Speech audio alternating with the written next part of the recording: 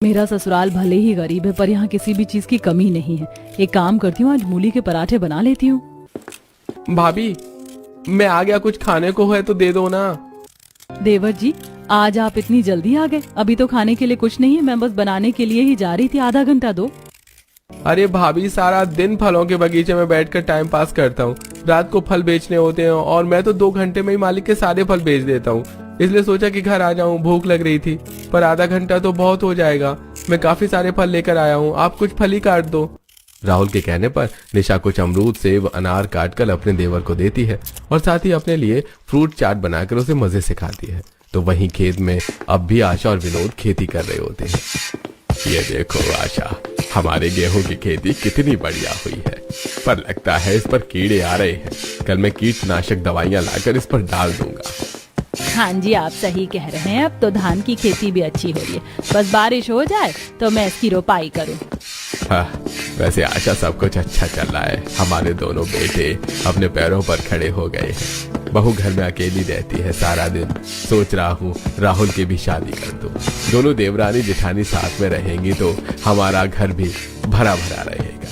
इस तरह आशा और विनोद अपने छोटे बेटे की शादी के बारे में विचार करते हैं और घर जाकर जब पूरा परिवार एक साथ खाना खा रहा होता है तो आशा और विनोद इस बारे में बात करते हैं। भगवान की दया से इस बार हमारी फसल अच्छी हुई है। मुझे और तुम्हारे पापा को तो समय ही नहीं मिल पाएगा। बहू, अकेले तुम पूरा घर, खेत, सब कुछ कैसे संभाल पाओगी? इसीलिए हम सोच रहे थे कि राहुल की भी शादी कर दे। इस तरह तुम्हें काम में मदद मिलेगी। तुम अकेली घर संभालती हो, खाना बनाती हो, घर के काम करती हो, खेत आती हो, खेती के काम में हमारी मदद करती हो, दीपक की सब्जियों को भी रखती हो। अरे माँ, कितना अच्छा फैसला लिया है आपने। आपको मेरी शादी करनी है, भाभी की नहीं। मुझसे पूछो, मुझे रिश्ता मंजूर है। आखिर मेरी भी शादी की उम्र हो गई है। क्यों भैया, सही कह रहा हूं ना मैं? माँ, ये बड़ा हो गया है पर दिमाग से आज भी बच्चा है। बेशरम कहीं का, कैसे खुद ही अपनी शादी की बात कर रहा है। इसके अंदर का नटखट तो अब तक बरकरार है। हाँ तो अच्छी बात है ना, मेरी देवरानी खुश रहेगी देवर जी से। राहुल की शादी की बात चलते ही सभी के चेहरे पर खुशी आ जाती है और अगली सुबह होते ही निशा जल्दी उठकर सबके लिए खाना बनाती है और अपने पति के साथ घर के बाहर खड़ी होकर ठेले पर सब्जी लगाती है और सभी के घर के जाने के बाद अकेले घर का सारा काम खत्म करके दोपहर का खाना अपने सास ससुर का पैक करके खेत जाती है। माँ जी, पापा जी, मैं खाना लेकर आ गई हूँ, पहले खाना खा लीजिए। आप तो 2 तरह की खेती कर रहे हैं, थक जाते होंगे। आप मुझे बता दीजिए क्या करना है। आप लोग खाना खाओ, जब तक मैं आपका काम कर देती हूँ। बहू, धान का तो काम हो गया, बस बारिश हो जाए, क्योंकि नहर के पानी से काम नहीं चलने वाला। और अगर बारिश नहीं हुई तो धान की खेती खराब हो जाएगी। बहू, गेहूं की खेती में कुछ करने की जरूरत नहीं है, बस कुछ केमिकल है वो डालते हैं। अरे भाई साहब, आशा बहन, अच्छा हुआ जो आप लोग मुझे खेत में ही मिल गए। मैं आई थी खेत में कुछ देर के लिए, आपको देखा तो सीधा यहाँ आ गई। आप लोग कह रहे थे ना, राहुल बेटे की शादी के लिए मेरी चचेरी बहन की रिश्तेदारी में एक लड़की है। लड़की बहुत गुणी और सुंदर है, बिल्कुल हमारी निशा बहू की तरह। अगर आप कहो तो मैं बात आगे बढ़ाऊं? हाँ बहन, क्यों नहीं। तुम एक बार लड़की वाले से पहले बात कर लो। अगर उन्हें मेरा बेटा पसंद है तो हम 1-2 दिन में लड़की को देख आएंगे। क्यों जी? हाँ हाँ, शुभ काम में देरी कैसी। इस तरह अपने छोटे बेटे की रिश्ते की भी बात छेड़ देते हैं। देखते ही देखते कुछ हफ्ते बीत जाते हैं और बहुत जल्द राहुल की शादी पूजा नाम की लड़की से हो जाती है। और पूजा जब अपने ससुराल में आती है तो घर में आटा, चावल, सब्जी और फल देखकर काफी खुश होती है। हमारे घर में तो सारी चीज है, आपको पता ही है। मेरे मायके में तो मैं फल खाने के लिए तरस जाती थी। हमारे घर में अगर आम आता था तो अमरूद नहीं। अरे चिंता मत करो, हमारे घर में तुम्हें खाने पीने को लेकर कभी कोई कमी नहीं होगी। अगर तुम्हें अभी फ्रूट खाने हैं तो बताओ, मैं काट देता हूँ।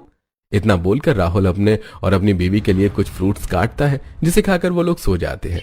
और अगली सुबह पूजा की पहली रसोई होती है और वो घर में इतनी सारी सब्जियां देखकर अपनी जेठानी से कहती है, घर में सब्जियां ना हो तो भी दिक्कत, और सब्जियां हो तो भी दिक्कत। समझ ही नहीं आ रहा क्या बनाऊं। अरे आज तुम्हारी पहली रसोई है, जो दिल करे बना दो और थोड़ा जल्दी करो। माँ पापा को खेत के लिए जाना है और तुम्हारे जेठ जी को भी सब्जी बेचने के लिए जाना है। उन्होंने किराए पर सब्जियों की खेती की जमीन ली है। अगर वो लेट हुए तो उन्हें काम से निकाल दिया जाएगा। अभी नया ही काम लिया है ना। हाँ हाँ दीदी, आप चिंता मत करो, मैं अभी खाने की तैयारी करती हूँ। इतना बोलकर पूजा अपनी पहली रसोई में सभी के लिए आलू गोभी, आलू मटर, टमाटर और मिक्स वेज जैसे 3 से 4 तरह की सब्जी, पराठे, पूरी और पुलाव बनाती है। और जब पूरा परिवार एक साथ बैठकर खाना खा रहा होता है तो बाहर अचानक से तेज बारिश शुरू हो जाती है, जिसे देखकर आशा और विनोद के चेहरे पर मुस्कान आ जाती है। अरे छोटी बहू, तुम्हारे पैर तो हमारे घर के लिए बड़े ही शुभ हैं। देखो आज तुम्हारा पहला दिन है और आज बारिश हो गई। हमें बारिश इसी का तो इंतजार था। मैं तो डर गई थी, पिछले कुछ दिनों से बारिश नहीं हुई थी, पर अब मेरी धान की खेती फिर से लहराएगी, बिल्कुल पिछले साल की तरह जब बड़ी बहू आई थी। और देखिए ना, बारिश बिल्कुल सही समय पर हुई है। आखिर धान रोपण का समय जो आ गया है। अपने सास ससुर के मुंह से अपनी तारीफ सुनकर पूजा को भी काफी अच्छा लगता है। देखते ही देखते 2 दिन बीत जाते हैं, पर बारिश नहीं रुकती, जिस वजह से अब आशा और विनोद परेशान होने लगते हैं।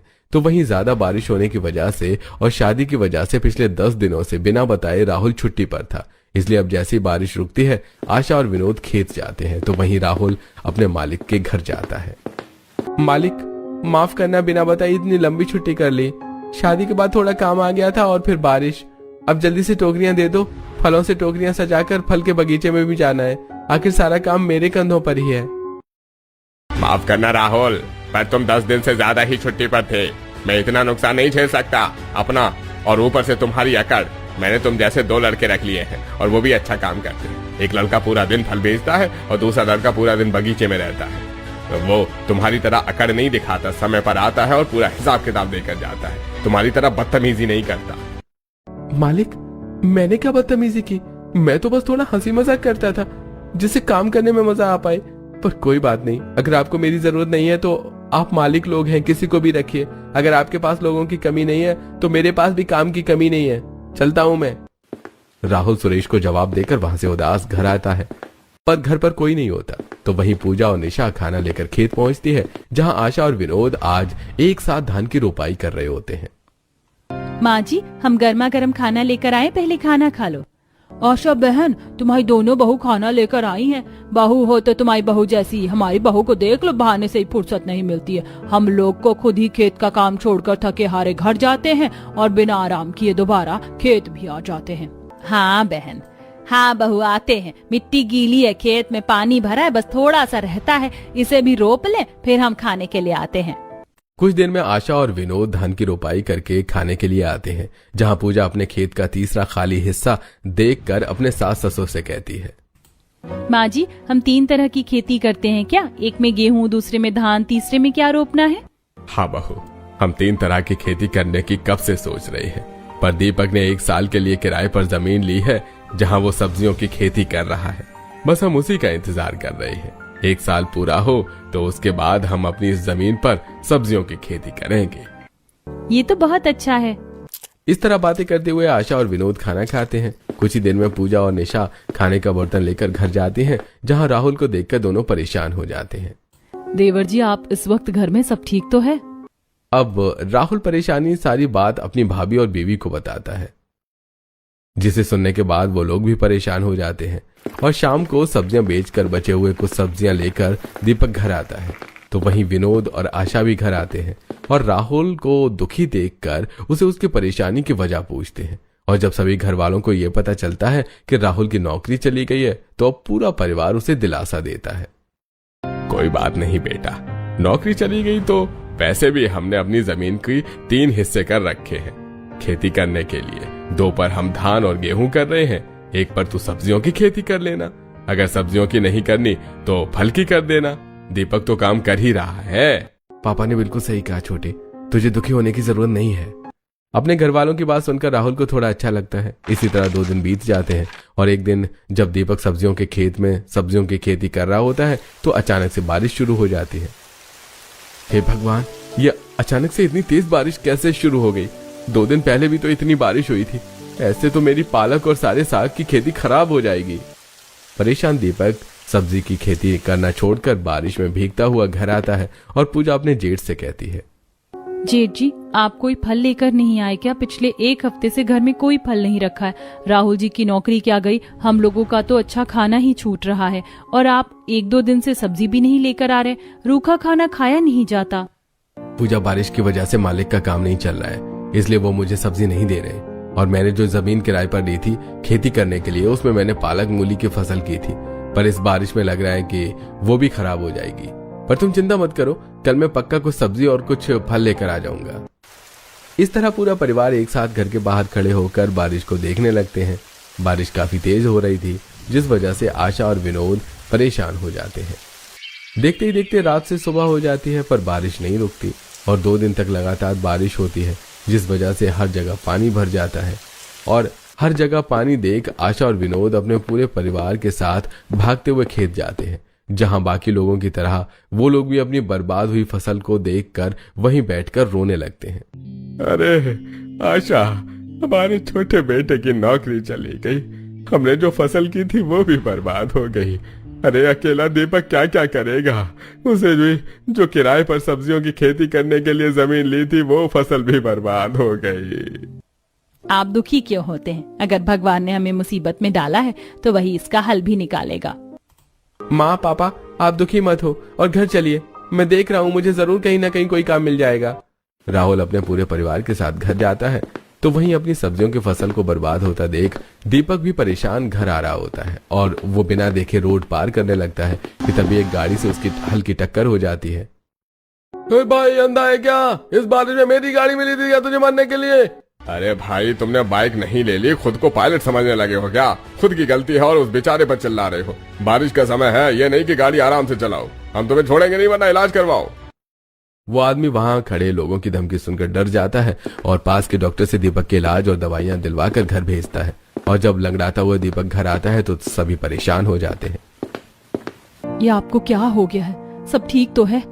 पता नहीं हमारे घर को किसकी नजर लग गई है, एक के बाद एक मुसीबत आती ही जा रही है। जेठ जी, आपके हाथों में फल है क्या? आप ये मेरे लिए लाए हैं? हद होती है पूजा, बचपने की भी। तुम दोनों पति पत्नी के अंदर अभी भी बचपना ही भरा है। मेरे पति का एक्सीडेंट हो गया और तुम्हें अब भी फल खाने की पड़ी है। तुम हमारे परिवार के लिए मनहूस हो। जब से तुम्हारे कदम हमारे घर में पड़े हैं, हमारे साथ बुरा ही हो रहा है। माफ करना दीदी, मेरी वजह से आप लोगों के साथ बुरा हो रहा है, पर मैं तो बस जेठ जी से ये कह रही थी कि इन फलों को लाने की क्या जरूरत थी। मुझे भी अपने परिवार की खुशियाँ चाहिए, ना कि खाने के लिए फल और अच्छी सब्जियाँ। पूजा, तुम्हारी जेठानी की तरफ से मैं तुमसे माफी मांगता हूँ। निशा, एक बार किसी की बात पूरी सुन लिया तो करो। माना कि तुम परेशान हो, पर इसका मतलब ये नहीं है कि तुम बेचारी से इस तरह से बात करो। मेरी फसल बर्बाद हो गई है, मैंने 1 साल का एडवांस पैसा दे रखा है। बारिश होने के बाद मैं वहां दूसरी सब्जियों की खेती करूंगा। इसलिए राहुल, तुम्हें जब तक नौकरी नहीं मिल जाती तुम हमारी खाली जमीन पर फलों का बगीचा बना दो। कितनी भी बारिश हो जाए फल खराब नहीं होते। इतना बोलकर दीपक आराम करने के लिए अपने कमरे में चला जाता है, जिसके बाद निशा को अपनी गलती का एहसास होता है और अगले दिन बारिश रुक जाती है और निशा अपनी देवरानी से माफी मांगती है। पूजा, मुझे माफ करना, कल रात को मैंने तुमसे कुछ ज्यादा ही बदतमीजी से बात की थी। दरअसल मैं बस थोड़ा सा घबरा गई थी। कोई बात नहीं दीदी, मैं आपकी हालत समझ सकती हूँ, पर अच्छी बात यह है कि अब बारिश रुक गई है। अब इस बारिश के रुकने का भी क्या फायदा? बहू, हमारी सारी फसल तो बर्बाद हो गई है। पापा जी, जरूरी तो नहीं कि हर साल धान और गेहूं की ही खेती करें। हम सरसों की भी तो खेती कर सकते हैं, हम मक्के की भी खेती कर सकते हैं। वैसे भी अब सरसों और मक्के का समय आ गया है। इस साल हम इसी की खेती करेंगे और उन्हें बेचकर घर में आटा चावल लाएंगे। जानती हूँ पहले की तरह फायदा नहीं होगा, पर नुकसान भी नहीं होगा। बहू ने अच्छा आइडिया दिया। देखा ना आपने कैसे गाँव के लोग 6 महीने धान 6 महीने गेहूं की खेती करते हैं और कुछ लोग सरसों की। जब हर कोई मौसम के अनुसार अलग अलग तरह की खेती कर रहा है तो क्यों ना अब हम भी कुछ अलग तरह की खेती करें और हर बार अपने छोटे से खेत में मौसम के अनुसार खेती करें। पूजा का आइडिया घर वालों को काफी पसंद आता है। देखते ही देखते 1 हफ्ता बीत जाता है और जब खेत का पानी कम होता है तो दीपक अपने किसी दोस्त से कुछ पैसे उधार लेकर एक ट्रक मिट्टी अपने खेत में गिरवा देता है। ये लो पापा, अब फिर से हमारी जमीन पहले की तरह हो गई। आप खेत के 2 हिस्सों में आप और माँ खेती करो, भैया सब्जियों की खेती, और हर बार की तरह इस बार भी हम 3 तरह की खेती करेंगे। और बचे हुए जमीन पर मैंने कुछ फलों के पेड़ लगा दिए हैं। बहुत जल्द हमारा फलों का भी बगीचा हो जाएगा। फिर मुझे किसी जमींदार या साहूकार के पास काम करने की जरूरत नहीं पड़ेगी। पापा जी, सरसों की खेती मुझे आती है करनी। इस बार सरसों और मक्के की खेती में मैं और दीदी भी आपकी मदद करवाएंगे, प्लीज मना मत करना। हाँ बहू, क्यों नहीं। पूजा की बात सुनकर सब हंसने लगते हैं और पूरा परिवार मिलकर फावड़े से पूरे खेत में मिट्टी को बराबर करते हैं। अगले दिन राहुल और दीपक सुबह जल्दी उठकर खेत आते हैं और खेत के तीसरे हिस्से में थोड़े थोड़े दूर पर गड्ढे करके कुछ और नए फल के पौधे लगाते हैं।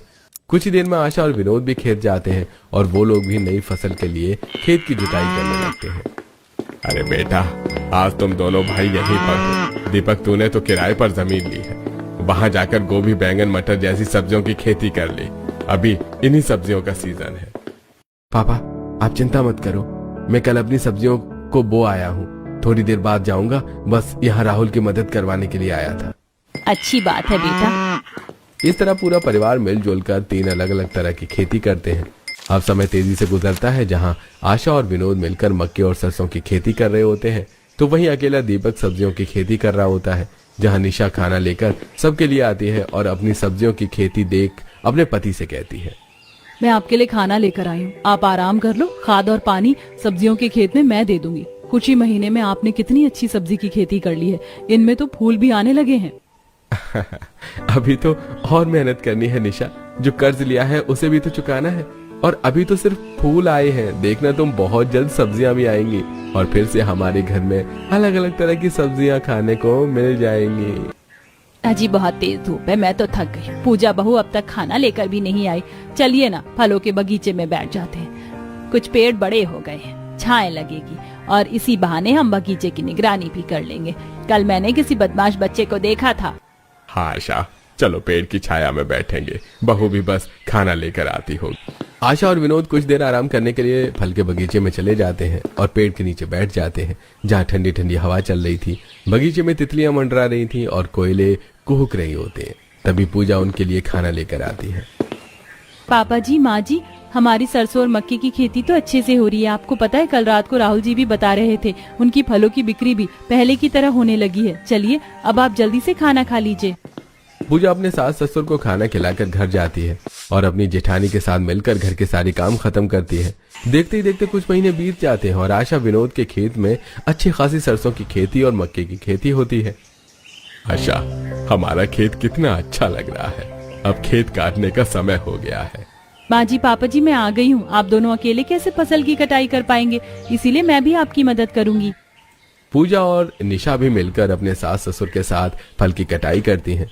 कुछ दिनों में सारी फसल की कटाई हो जाती है, जिसके बाद विनोद सारी फसल लेकर बाजार जाता है और उन्हें बेच कर आता है। साथ ही वो कुछ पैसे दीपक को देते हुए कहता है, दीपक बेटा, खेत में मिट्टी डलवाने के लिए जो तूने पैसे कर्ज पर लिए थे वो कर्ज चुका दे। सोचा नहीं था कि इस बार फसल इतनी अच्छी होगी, पर इस बार हमारी फसल हर बार से ज्यादा अच्छी हुई है। अरे पापा, इस बार सिर्फ फसल अच्छी नहीं हुई है, बल्कि सब्जियों की खेती भी बहुत अच्छी हुई है, और मैं इतने फल तो मालिक के भी नहीं बेचे जितने आपने बेच लिए। आशा के घर में फिर से उनकी खोई हुई खुशियां वापस आ जाती हैं और अगले दिन जब राहुल अपने बगीचे से फल तोड़ कर लाता है और ठेले पर सजा रहा होता है, तो आसपास की औरतें उसे उसके फल खरीदने के लिए आती हैं। राहुल बेटा, मैंने तो पूरा मार्केट छान लिया, पर जितने ताजे तेरे फल होते हैं उतने ताजे कहीं पर भी नहीं मिलते। मिलेगा भी कैसे आंटी, बाजार में बिक रही सब्जियां और फल केमिकल और इंजेक्शन से बने होते हैं, जबकि हम लोग सीजन के हिसाब से बिल्कुल ताजा और अपने पेड़ के तोड़े हुए सब्जी और फल बेचते हैं। इस तरह अब न सिर्फ बाजार में बल्कि आसपास के लोग भी दीपक और राहुल से उनके फल और सब्जी लेते हैं। तो वहीं अब आशा और विनोद भी हर बार बदल बदल कर फसल करते हैं और इस तरह कुछ ही महीनों में उनकी सारी परेशानियां खत्म हो जाती हैं और उनके घर में फिर से खुशियां आ जाती हैं।